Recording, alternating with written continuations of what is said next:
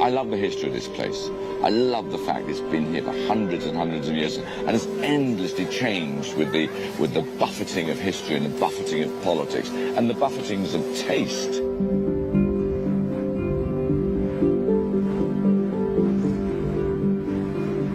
There's a wonderful story told about Samuel Pepys drinking Aubryon in London, a tavern. That was 350 years ago he drank that, and he said it's a wine of a most particular taste, he said, of which I know not. When that wine was made, what was going on in the world when that wine was made, and in particular a story about the place and the land and the weather. It's more than a manufactured or agricultural product, it's something closer to a miracle. A miraculous wine is only achieved when temperature, rain, sun and wind are delivered in exact proportions.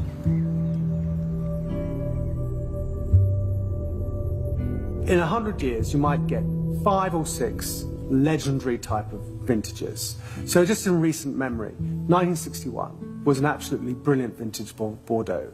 The next after that, possibly, well, in fact, is 1982. And after that, 2009.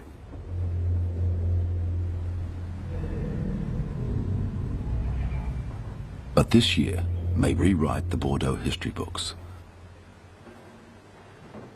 Producers and critics alike are predicting that 2010 will be another perfect vintage.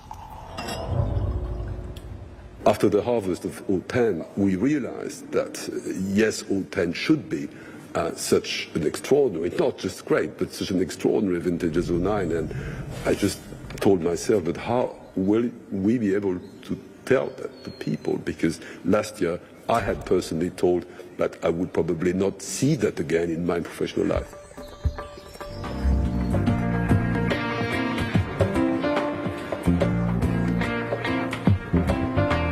Each year in early spring, the Bordeaux wine producers host an event called En Primeur. Here, like the catwalk at Milan, the new season's wines are paraded before the most powerful and influential journalists and critics in the wine world.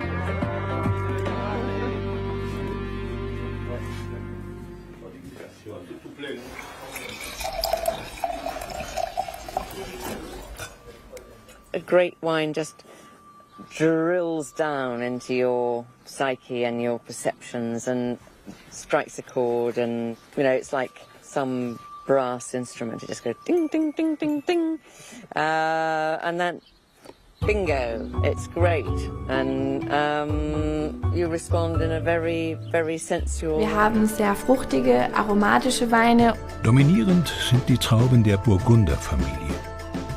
Diese Burgunder-Mentalität, nenne ich es jetzt mal, was einfach zu Baden passt und wir hier die idealen Voraussetzungen für haben. Der Spätburgunder zum Beispiel wird hier sehr unterschiedlich ausgebaut, sogar als Rosé. Die Farbe ist deswegen so hell, weil die Trauben nur wenige Stunden auf der Maische liegen.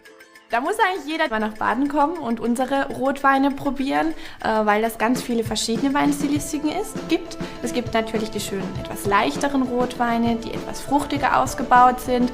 Wir haben aber auch richtig tolle, kräftige, auch farblich sehr rubinrote, durchgefärbte Weine, die oft auch ein bisschen eigentlich den internationalen Kollegen Konkurrenz machen können. Aber natürlich finden für jeden, der sich für Wein begeistert, kann hier in historisch interessanter Landschaft Weinkultur genießen. In 10 Jahren ist also die Vielfalt auch in den Betrieben enorm gewachsen, und das hat natürlich auch die Region unheimlich bunt gemacht. Stete Entwicklung und gleichzeitig Tradition.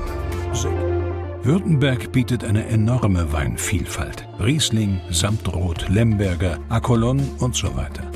Auch die Cuvées spielen eine immer größere Rolle und stetig tüfteln die Winzer weiter.